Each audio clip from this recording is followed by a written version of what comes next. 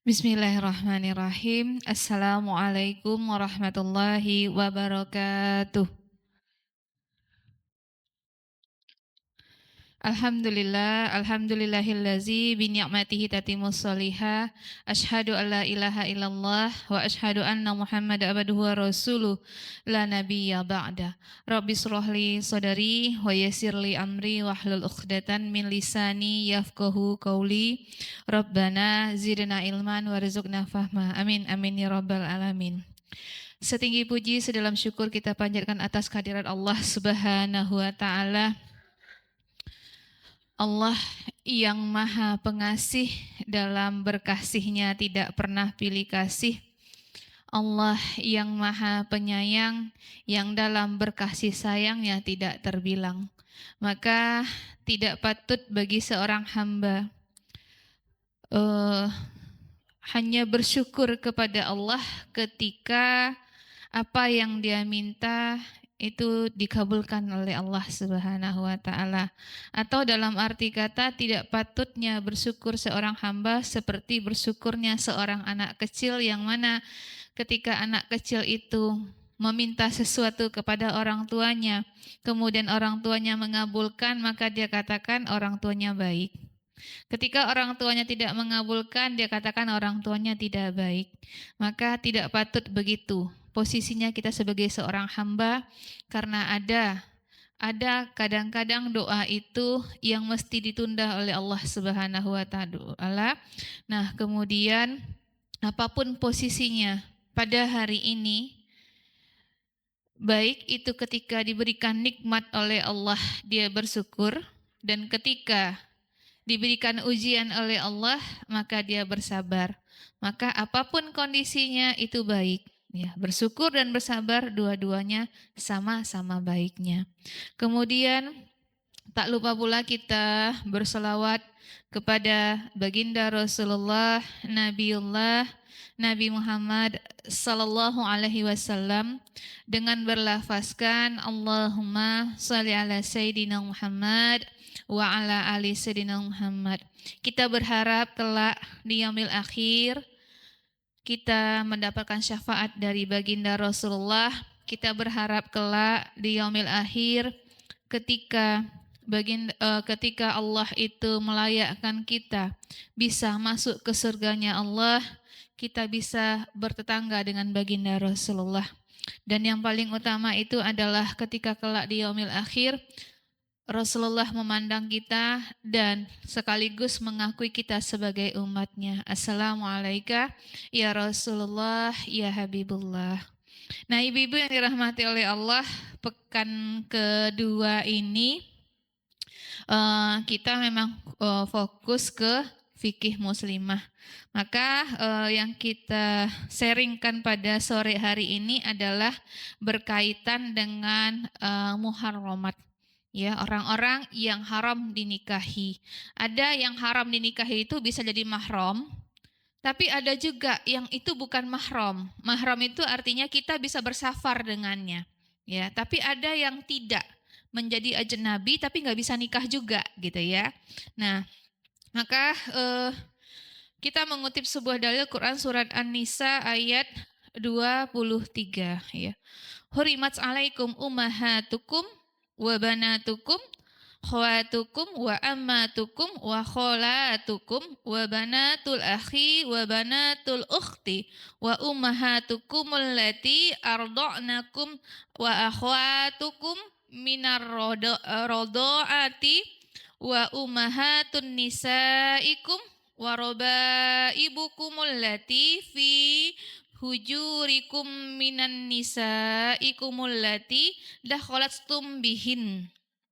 Fa illam takunu dakhalatukum bihinna fala junaha alaikum wa halailu abnaikumul ladzina min aslabikum wa an tajma'u bainal akhtaini illa ma qad salaf. Innallaha kana ghafurur rahima. Jadi ibu-ibu yang dirahmati oleh Allah, berkaitan dengan orang-orang yang diharamkan untuk dinikahi itu secara detail Allah menyebutkannya Quran surah An-Nisa 23 dan ada juga di An-Nisa ayat 22. Nah, kalau kita bagi bagannya itu, ibu-ibu, yang haram dinikahi itu ada yang selamanya dilarang dan yang kedua ada yang sementara dilarang, ya. Yang selamanya dilarang itu pun dibagi nantinya, ya. Ada dilarangnya itu karena nasab, ada dilarangnya itu karena pernikahan, ada dilarangnya karena persusuan. Nah, saya menambahkan dua lagi karena li'an. Li'an itu nanti saling melaknat, nanti kita bahas. Dan yang kelima itu adalah karena al-ihtiram, ya. Nah, kemudian yang sementara dilarang itu juga terbagi tiga nantinya, ya. Nah, karena beda agama, karena menggabungkan, dan karena terkait dengan hak orang lain. Nah, kita masuk kepada yang haram dinikahi, yang itu selamanya, yang berkaitan karena nasab gitu ya. Jadi ayat yang saya bacakan tadi di Quran surat An-Nisa ayat 23. Nah, itu siapa saja? Yang pertama itu adalah dikatakan ibu kandung, ya. Berarti kan ayah kandung kalau bagi kita, ya. Ayah kandung dan itu berlaku sampai ke atasnya. Berarti kakeknya gitu kan ya. Nah, yang merupakan ya artinya naiknya ke atas ya ibu kandung atau ayah kandung. Nah, kemudian yang kedua ya, yang kedua dikatakan anak kandung. Ya, anak laki-laki. Ini juga berlaku ke bawahnya, anak dan cucu ke bawahnya. Itu haram dinikahi.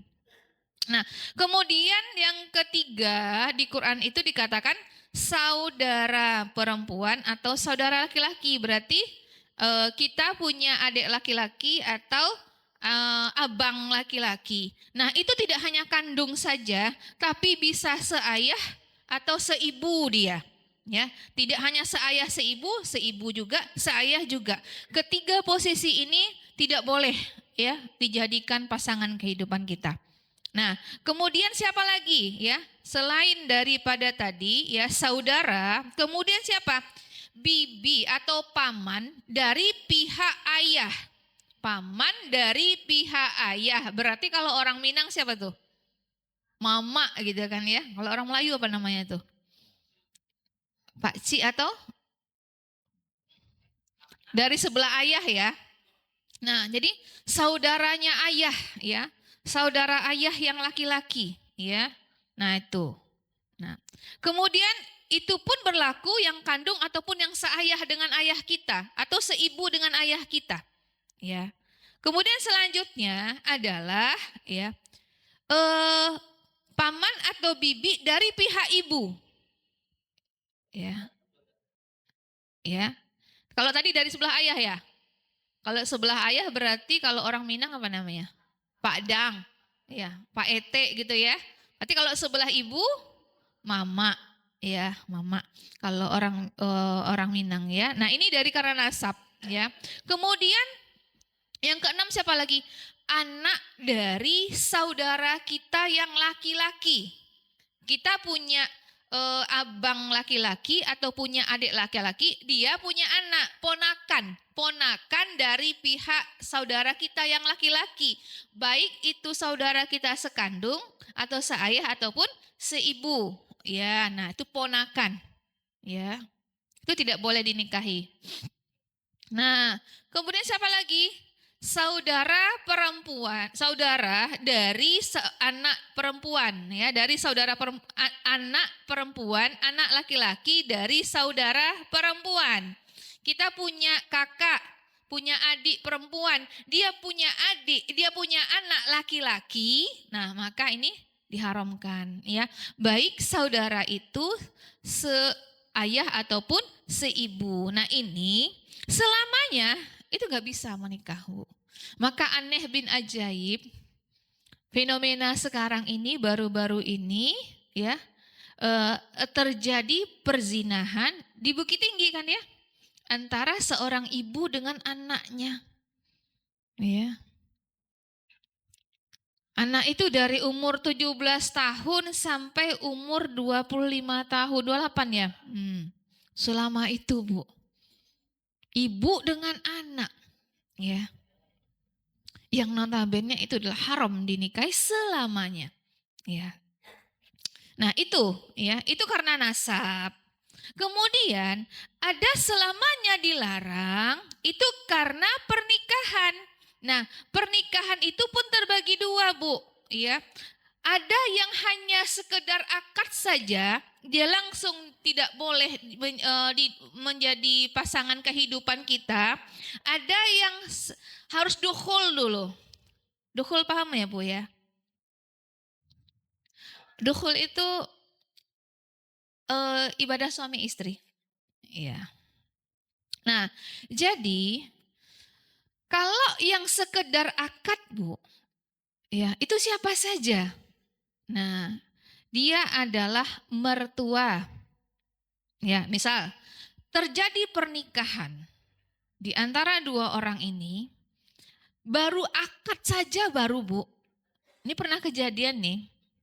Kejadian baru akad, ya, antara anak gadis beberapa tahun yang lalu, seorang anak gadis dinikahi oleh seorang duda. Anak gadis ini seorang akhwat, seorang yang memang tidak pernah bergaul dengan lawan jenis, ya, kemudian menikah, baru akad. Yang tahulah namanya duda berarti sudah pernah eh, ya melakukan ibadah itu, ya, lama tertahan, kemudian mungkin gimana ya, kaget anak gadis itu, dia langsung takut, ya. Nah pada saat itu eh, dia minta ditalak, Bu.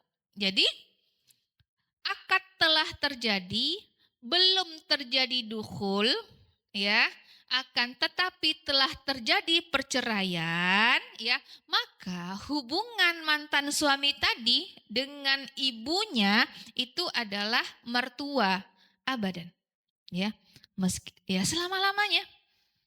Padahal hanya sekedar akad, kemudian mereka sudah bercerai gitu kan ya. Nah, tapi selama-lamanya itu adalah mahram, ya. Tidak boleh misalnya suatu saat ingin menikah dengan ibunya nggak bisa, ya. Dan posisinya mahram juga, ya. Artinya kalau tadi si perempuan dengan ayah mantan suaminya itu juga mahram, ya. Nah, artinya kalau misalnya mau bertamu juga mantan mertuanya, dia bisa buka auratnya. Tapi kalau mantan suami nggak bisa. Telah menjadi ajnabi, telah menjadi laki-laki asing, ya, bagi si perempuan ini. Nah, itu sekedar akad, ya. Kemudian siapa lagi yang sekedar akad? Menantu juga begitu, ya. Nah, menantunya, nah, sekedar akad, maka selama-lamanya, ya, itu menantunya tadi itu menjadi mahram baginya. Kemudian siapa lagi? Ya, istri bapak. Ya, nah, berarti kalau istri bapak berarti ayah, misalnya ibu kita menikah lagi gitu kan ya, itu adalah ayah tiri, ya, ayah tiri berarti, nah ini mahram bagi anaknya, ya. Nah ada yang dia itu mesti dukhul dulu, Bu, ya, baru dia itu berlaku tidak boleh melakukan pernikahan, ya, atau dia bisa menjadi mahram. Siapa itu? Putri bawaan dari istri atau putra bawaan dari suami. Maaf, saya kasih contoh Bu Ros lah ya. Ya. Ya kan pelaku kan, ya.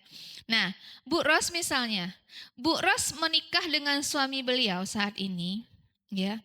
Kan suami bawa anak tuh, Bu Ros juga bawa anak. Suami bawa anak satu pasang, ya. Belum terjadi yang namanya mahram kalau belum terjadi dukhul antara Bu Ros dengan anak suami beliau.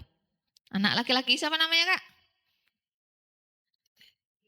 Ilham ya. Siapa namanya? Nah, Bobby ya. Nah, berarti antara Bu Ros dengan Bobby itu bisa jadi mahram kalau antara Bu Ros dengan suami telah terjadi dukhul. Ya. Tapi kalau belum terjadi dukhul, kemudian terjadi perceraian, maka antara Bu Ros dengan Bobby itu nggak mahram. Ya.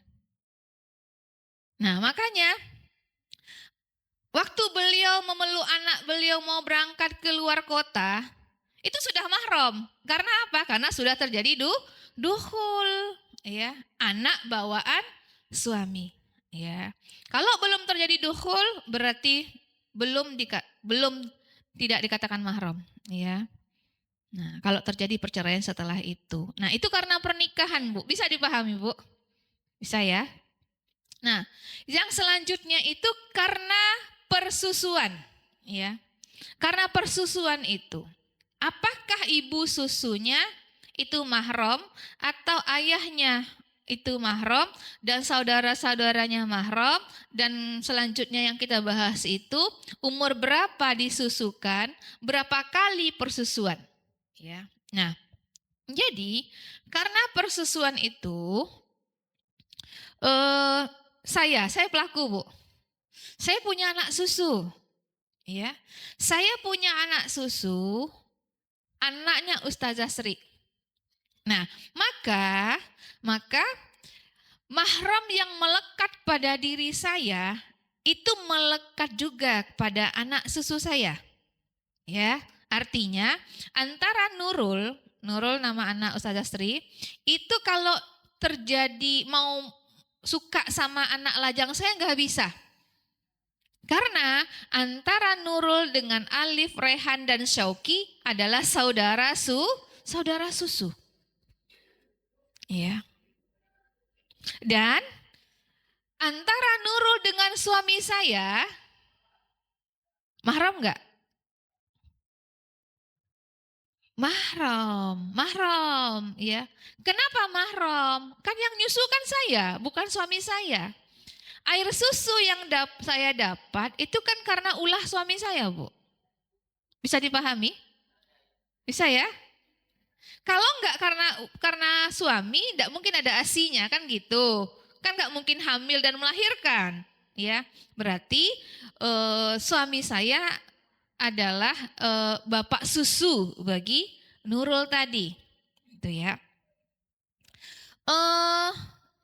Kalau terjadi persusuan itu yang melakukan adalah orang yang berpoligami.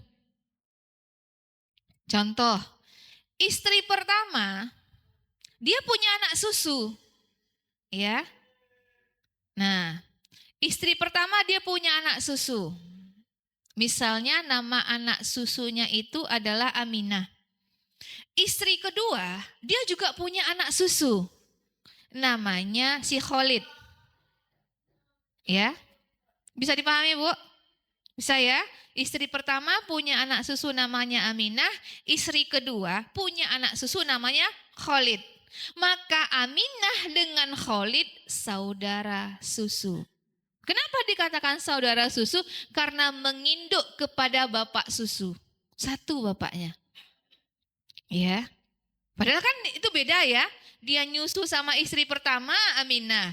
Si Khalid nyusu kepada istri kedua, tapi yang berdua ini menjadi saudara susu dia. Ya, maka tidak boleh melakukan pernikahan antara Aminah dengan Khalid. Ya. Nah, kemudian pertanyaannya itu adalah berapa kali susu? Atau yang pertama itu umur berapa? Ya, jumhur ulama itu mengatakan ya, disusukan itu umurnya itu adalah kurang dari 2 tahun, Bu. Yang memang masanya dia itu memang membutuhkan ASI itu. Iya. Jadi ada pertanyaan kepada saya, Bu. Dia punya anak angkat. Kemudian anak angkat setelah tahu hukumnya itu, anak angkat itu sudah umur 5 tahun. Nah, mau disusukan kepada saudaranya biar jadi ponakan gitu kan ya, jadi ponakan susu. Ya. Nah, mau disusukan kepada adiknya yang lagi nyusukan. Nggak bisa karena usianya sudah 5 tahun. Karena dia nggak, yang dibutuhkan nggak ASI lagi, udah ayam goreng sama nasi kan, Bu. Ya kan? Nggak ASI lagi yang dibutuhkannya, ya. Nah, jadi umurnya itu adalah di bawah 2 tahun yang dia memang merasakan ingin hausnya ya. Nah, berapa kalikah dikatakan itu bisa dijadikan sebagai anak susu? Apakah 1 kali, 5 kali, atau 10 kali? Ya, maka jumhur ulama itu berpendapat yang dikatakan anak susu itu kalau sudah 5 kali. 5 kali maksudnya ngitungnya gimana? Pertama dia menyusu, nyusu, diisap, kemudian berhenti. Berhenti apakah tertidur atau kenyang atau memang nggak mau lagi. Itu satu hitungnya. Nah, itu satu hitungnya. Nah ya, nah kemudian bangun lagi dia. Bangun lagi dia, nyusu lagi dia. Diisap, berhenti lagi. Itu 2 gitu ya. Nah, jadi 5. Lah, setelah 5 itulah baru berlaku hukum persusuan kepadanya. Ya. Nah, jadi ini pendapat jumhur ya, Boy. Ada yang mengatakan mesti sekenyang-kenyangnya. Ada yang mengatakan 1 kali aja udah dikatakan saudara susu. Tapi saya mengambil pendapat jumhur, ya, yang mayoritas ulama itu berpendapat seperti itu, ya. Maka hukumnya itu apa yang melekat kepada ibu susunya, mahramnya, itu menjadi mahram bagi dirinya, ya. Nah, ini terkait dengan yang selamanya karena persusuan dan itu menjadi mahram. Nah, kemudian karena li'an. Apa tuh li'an? Pernah dengar kata li'an, Bu? Pernah dengar? Li'an itu saling melaknat antara 2 orang suami istri. Jadi, kalau telah terjadi li'an, misalnya gini, menurut suami, itu anak tuh bukan anakku tuh. Dia telah berselingkuh dengan laki-laki lain, kata suami. Nah, kata istri, aku nggak pernah berselingkuh. Ini anakmu. Itu sama-sama kekeh kan ya. Si istri mengatakan saya tidak pernah berselingkuh. Ya, ini adalah anakmu. Si suami mengatakan jelas ada saksinya. Kamu telah berselingkuh. Saya nggak yakin itu anak saya. Maka karena keyakinan mereka dengan pendapat mereka, maka keduanya ini saling meli'an. Nah, saling bersumpah dia. Wallahi ya, saya bersumpah saya tidak pernah melakukan hubungan dengan laki-laki lain sampai 5 kali, Bu. Maka ketika suami istri ini telah terjadi li'an, keduanya ini, maka mereka berpisah selama-lamanya mereka tidak bisa rujuk. Dan ini haram dinikahi kembali ya, meskipun posisinya bukan mahram. Nah, itulah dia. Kalau yang tadi karena nasab, karena pernikahan, karena persusuan itu mahram. Tapi kalau karena li'an itu hati-hati ya. Nah, makanya di dalam syariat Islam itu juga orang yang posisinya muhson itu orang yang sudah menikah, itu hati-hati. Kalau ketahuan melakukan perzinahan, itu hududnya itu, hukumannya itu dahsyat tuh, Bu, ya. Maka digali lubang, lubangnya itu setinggi bahunya, dimasukkan badannya, kemudian dilempari dengan batu yang tidak terlalu besar dan tidak terlalu kecil sampai mati dan disaksikan oleh khalayak ramai. Tidak boleh ada rasa kasihan melihatnya. Ini terjadi antara Gomidiyah dan Al-Ma'is gitu kan ya. Nah, mereka ini sama-sama muson, sama-sama misalnya tuh pernah menikah, kemudian mereka ini melakukan hubungan gelap, ya, terjadi persetubuhan tanpa akad nikah misalnya ya. Maka dalam Islam pelaku-pelaku yang seperti ini itu sebenarnya adalah mayat hidup, ya, karena mati hukumannya, Bu. Beda kalau yang melakukan perzinahan itu adalah anak gadis, anak lajang. Kalau anak gadis, anak bujang, di Quran surah An-Nur itu hanya dicambuk 100 kali. Nah, disaksikan oleh khalayak ramai juga. Jadi dicambuk. Sampai 100 kali itu berapa, Bu? Iya. Kurang dari 101. Ya.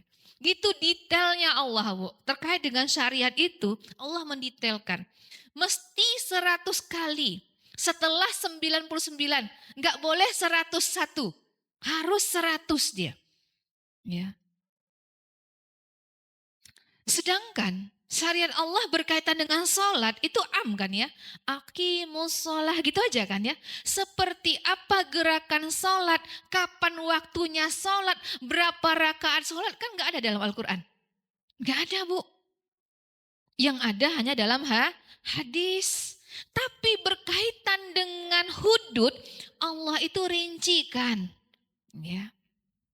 Jilid bagi yang sudah menikah atau dicambuk 100 kali. Nah, jadi itu li'an itu dia posisinya nggak bisa lagi, sudah jadi laki-laki asing, nggak bisa balik lagi, ya, dan tidak mahram bagi si perempuan.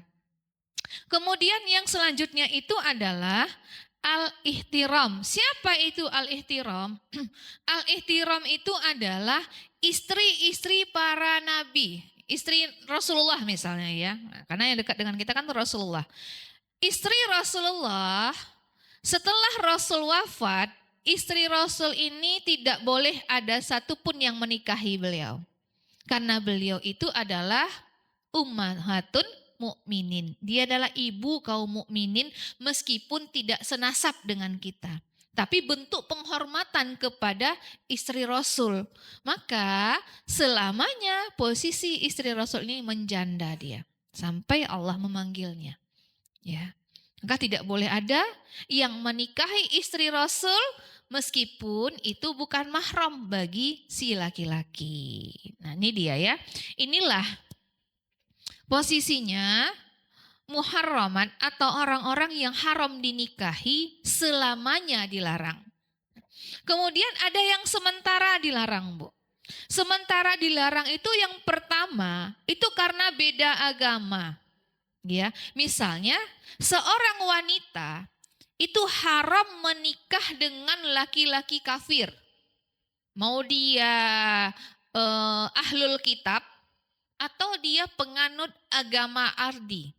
Ya, agama Buddha, Hindu, Konghucu itu kan agama Ardi. Agama buatan manusia, agama bumi. Ya, beda dengan ahlul kitab, agama Samawi, Yahudi dan Nasrani. Maka seorang perempuan haram menikah dengan beda agama. Itu sementara aja. Kalau si laki-laki itu telah menganut agama Islam, berarti boleh. Nah, itu dikatakan sementara dia. Kalau laki-laki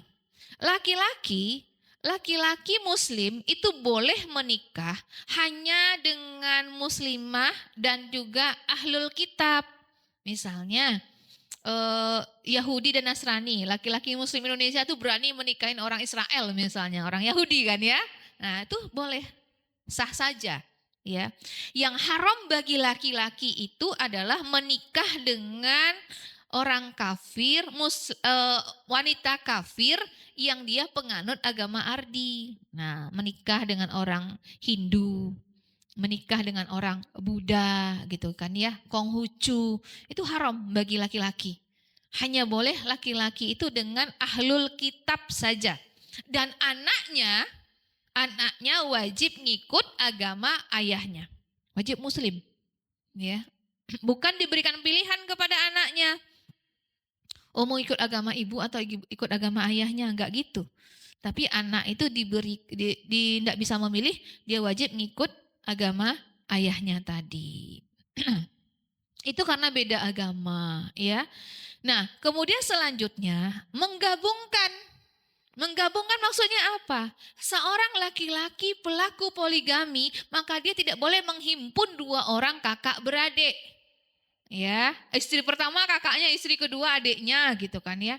Itu nggak boleh, haram. Ya. Atau dia menghimpun antara bibi dan ponakan.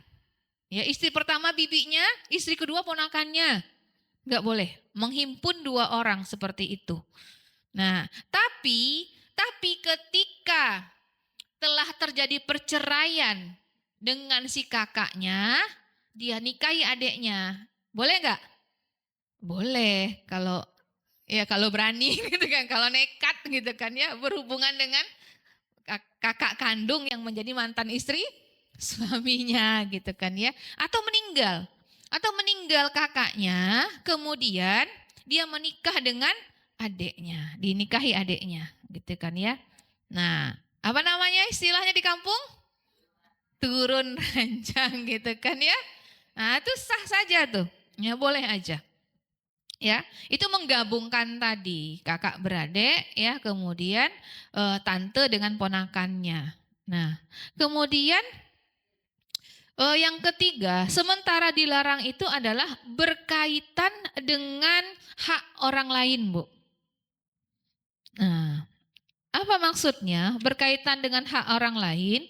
Maksudnya di sini adalah tidak boleh menikahi perempuan. Kita telah ditalak misalnya, ditalak 1 dan talak 2, maka laki-laki lain tidak boleh menikahi si perempuan yang ditalak ini, talak 1, talak 2 dalam masa iddah. Ya. Jadi saya pernah tuh mau mencomblangin seseorang, saya tanya tuh ini karena memang dia juga udah lama ditinggal istrinya, kemudian dia pengen cari istri, kemudian saya tanya, Dek, udah habis masa idahnya? Belum Kak, baru 2 kali haid. Nah ya, masa idah itu kalau dicerai hidup berarti 3 kali haid ya. Kalau ditinggal mati 4 bulan 10 hari ya. 4 bulan 10 hari hitungannya tahun Komariah, bukan tahun Masehi ya. Nah, jadi ini berkaitan dengan hak orang lain gitu kan ya. Nah, atau misalnya berkaitan dengan ditalak 3 ya. Ditalak 3, dia mau rujuk lagi nggak bisa ya, nggak bisa ya. Jadi si perempuan setelah ditalak 3 oleh suaminya, maka dia nggak bisa balik kepada suaminya, dia harus menikah dengan laki-laki lain, dan menikah itu secara alamiah, tidak dibuat-buat gitu kan ya. Karena alasan pengen balik lagi kepada suami, dilakukanlah sandiwara pernikahan gitu kan ya. Wah, itu nggak boleh. Nanti ceraikan aku ya, habis kita akad nikah tuh ceraikan aku biar aku bisa balik kepada suamiku. Itu nggak boleh ya. Nah, maka wanita yang di dalam masa idah ini, talak 1 dan talak 2, itu kan tidak boleh menerima pinangan dari laki-laki lain. Karena posisi sebenarnya itu masih bisa rujuk ya. Dan kalau qadarullah di dalam masa idah itu si suami meninggal dunia yang mentalak tadi, si istri itu dapat harta waris dia. Berhak mendapatkan harta waris. Dan posisinya istri yang ditalak 1 dan talak 2 oleh suaminya, sepanjang masa idah dia tidak boleh keluar rumah. Keluar dari rumah suaminya maksudnya. Ya. Nggak boleh langsung ketika ditalak malam ini ditalak, kemudian besok pagi dia bungkus pakaiannya, dia pulang ke rumah orang tuanya. Nggak boleh. Dia mesti nunggu 3 kali haid, dia laksanakan kewajibannya terkait dengan apa ya, menyiapkan makanan ya, anak-anak ya, kemudian mencuci pakaian suaminya gitu ya, sepanjang 3 kali haid itu. Karena 3 kali haid kan beda-beda kan Ibu ya. Ada kita yang sekali haid itu 28 hari siklusnya, ada yang 25 hari kan ya, ada yang 30 hari. Maka dihitungnya 3 kali haid itu. Nah, maka boleh juga hukumnya nanti bagi perempuan yang ditalak 1 dan talak 2, ketika suaminya itu pengen bawa dia safar boleh. Posisinya masih mahram. Ya. Temanilah aku di mobil, aku nanti takut ngantuk gitu kan ya. Padahal itu masih ige-igean gitu kan ya, udah ditalak gitu kan ya. Nah, itu boleh ya. Belum menjadi ajnabi suaminya ini karena masih dalam masa idah. Tapi setelah lewat masa idah, setelah 3 kali haid, barulah si istri ini meninggalkan rumah suaminya. Ya, laki-laki itu menjadi laki-laki asing baginya. Artinya, ketika laki-laki itu datang ke rumah orang tua kita, melihat anaknya, maka posisinya kita wajib menutup aurat. Dan ibu kita sebagai yang mertuanya boleh membuka sebagian aurat, padahal anaknya sudah ditalak, ya.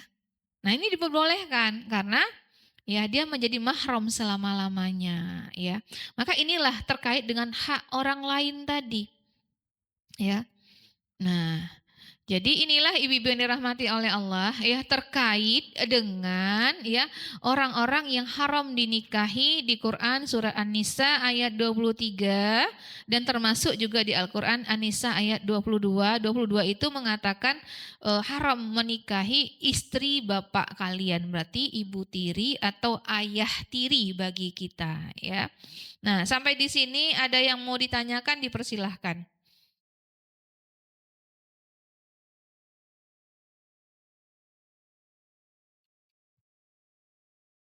Ada yang mau bertanya, Bu? Malu? Nah, udah paham ya, alhamdulillah.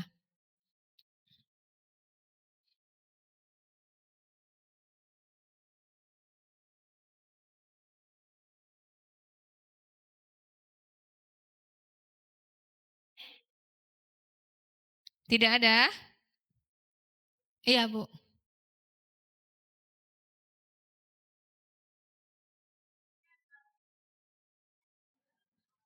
Oh, pezina tadi, Bu. Pezina, bagi dia muhson, itu kan dirajam. Ya, dia yang udah menikah. Itu dirajamnya siapa? Dua-duanya, Bu. Dua-duanya. Jadi kisahnya itu ada Al-Ma'is bersama Gomidiyah. Begitulah ya, kalau kehidupan yang terbangun itu adalah kehidupan Islam, tanpa dipaksa pun Gomidiyah itu datang menghadap Rasul. Ya Rasulullah, sesungguhnya saya dengan Ma'is telah berzina ya Rasulullah. Saya mengakui kami telah berzina ya Rasulullah. Dan anak yang saya kandung ini adalah anaknya Ma'is. Apa kata Rasul? Tolong rajam kami ya Rasul. Nah, kemudian apa kata Rasul? Pulanglah dulu kamu. Pulang dulu, ya. Lahirkan anakmu dulu. Tuh jadi 9 bulan ya dia mengandung, telah dilahirkan anaknya, kemudian dia bawa anaknya ke hadapan Rasul. Ya Rasul, anak ini sudah saya lahirkan ya Rasul. Ya. Tolong rajam saya ya Rasul. Apa kata Rasul? Udahlah, kamu susukan anakmu dulu. Disusukan tuh 2 tahun, Bu. Setelah 2 tahun, kemudian baru datang lagi menghadap ke Rasulullah. Ya Rasulullah, anak ini telah selesai saya susukan, tolong rajam kami. Dirajam dua-duanya. Ma'is dan Qomidiyah dirajam, disaksikan oleh para sahabat. Ya, dilemparin batu, Bu. Sampailah terpercik darah lemparan batu tadi kena ke salah seorang sahabat, dan sahabat itu gitu, jijik. Wajar nggak, Bu? Kita punya pandangan sama orang yang berzina itu jijik, ya, gitu ya. Nah, kemudian terdengar oleh Rasul. Rasul katakan, nggak boleh begitu. Ya, sesungguhnya Ma'is dan Gomidiyah telah berenang-renang di surganya Allah. Kenapa? Karena dia telah bertobat dan dia telah menebus kesalahannya. Begitulah indahnya syariat Islam itu, Bu. Syariat Islam itu dia sebagai penebus, dia sebagai pencegah. Ya, jadi ketika telah dirajam, dua-duanya itu sampai mati, kalau dia muson, nanti di akhirat dia tidak kena lagi. Ya, dia sebagai penebus dan dia sebagai pencegah. Beranikah orang lain itu melakukan perzinahan ketika telah dilihat begitu hukumannya? Gak berani, takut orang. Belum lagi malunya gitu kan ya. Nah, disaksikan oleh khalayak ramai. Nah, jadi dua-duanya, Bu. Ya. Nah, dua-duanya itu dilakukan. Kalau dia anak gadis dan anak bujang, berarti dua-duanya dicambuk. Ya. Jadi betul-betul posisinya perzinahan, bukan kholwat ya, Bu ya. Bisa dipahami ya? perzinahan, bukan hanya kholwat. Kalau kholwat berdua-dua saja, nggak begitu hukumannya di dalam Islam. Ya, nanti dia masuk ke dalam takzir itu ya. Nah, jadi ini termasuk hudud dia yang telah ditetapkan dalam Al-Quran. Atau hudud yang lain itu adalah termasuk hukum pencuri. Ya, wasariku wasariqatu faqta'u aydiyahuma. Pencuri laki-laki, pencuri perempuan, maka potong kedua tangannya. Nah, jadi memotong tangannya itu ya. Nah, telah terjadi dipotong tangan, nanti di akhirnya dia nggak dapat lagi tuh, ya. Karena dia sebagai penebus, sebagai mencegah. Kita ngelihat orang potong tangan berani melakukan pencurian, nggak berani lagi kita, ya. Lihat orang potong tangannya nih, berarti itu pernah nyuri tuh gitu kan ya. Nah, telah dipotong tangannya. Kalau sekarang itu udah set juga ya, kalau para koruptor itu dipotong tuh tinggal berapa itu ya. Tangannya habis, kakinya habis dipotong gitu kan ya. Kalau para koruptor ya. Karena memang batasan pencurian itu seperempat dinar. Seperempat dinar itu berarti satu dinar itu 4,25 gram. Ya, seperempatnya itu adalah sekitar sejutaan dan itu bukan untuk makan. Tapi memang kemaksiatan ya, itu seperti itu ya. Jadi yang mendapatkan hudud itu dua-duanya, tidak hanya laki-laki saja atau tidak hanya perempuan saja. Karena dahsyat ya, kalau kalimat tentang zina ini di Quran surah An-Nur ayat 2 itu Allah memulainya dengan kalimat perempuan, azaniyah, wazani. Kalau pencuri asariku wasarikotu. Ya, pencuri laki-laki, pencuri perempuan, kok beda? Nah, itulah maha kuasanya Allah ya, berkaitan dengan perzinahan itu adalah banyaknya perempuan yang menggodanya terlebih dahulu. Maka dimulai dengan kalimat perempuan ya, wazani ya, wazani ya. Pezina perempuan dan pezina laki-laki. Jadi itu begitu ya Bu ya. Ada lagi Ibu yang mau ditanyakan?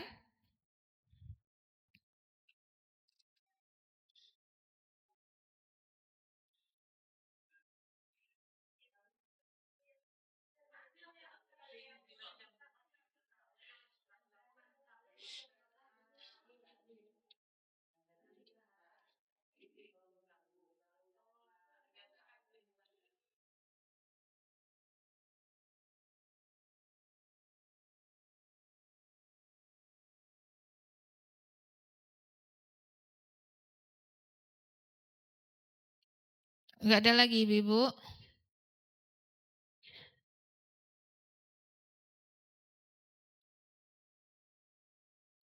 Kalau tidak ada, mudah-mudahan bisa dipahami ya terkait dengan orang-orang yang haram dinikahi.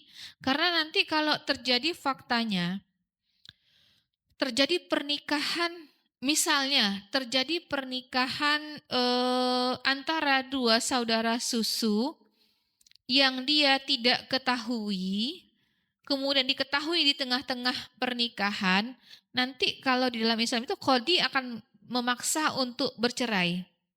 Ya, jadi ada perceraian itu karena talak, karena fasah, dan karena memang qadhi yang memutuskan. Yang memutuskan itu karena itu tadi. Oh, di tengah-tengah pernikahan diketahui dia saudara susu. Oh, di tengah-tengah pernikahan diketahui dia adalah mahram. Ya, maka ini dipaksa untuk berpisah ya.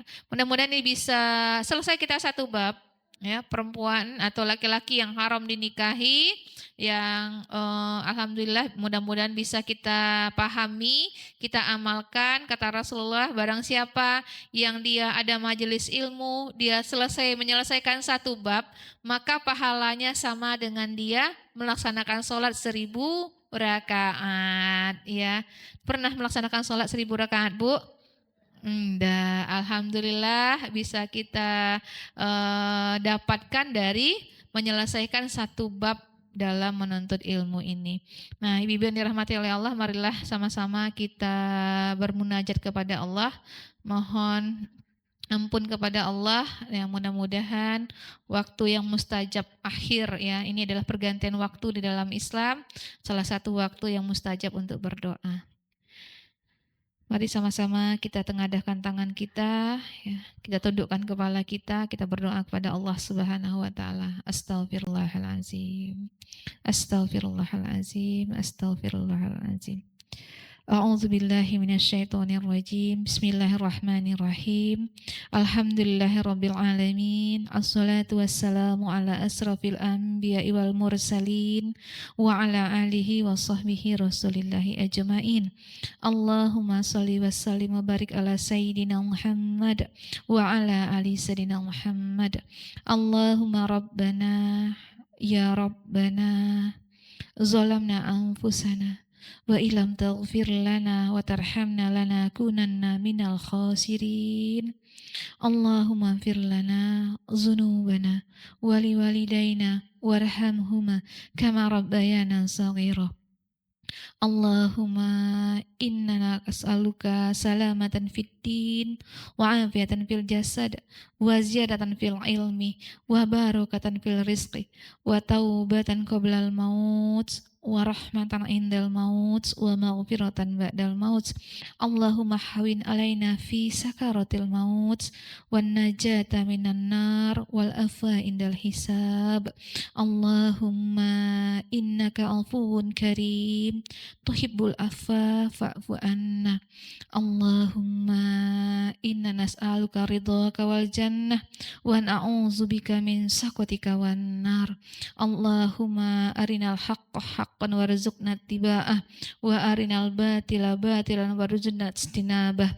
Rabbana hablana min azwajina wa zurriyatina qurrata a'yuna waj'alna lil muttaqina imama.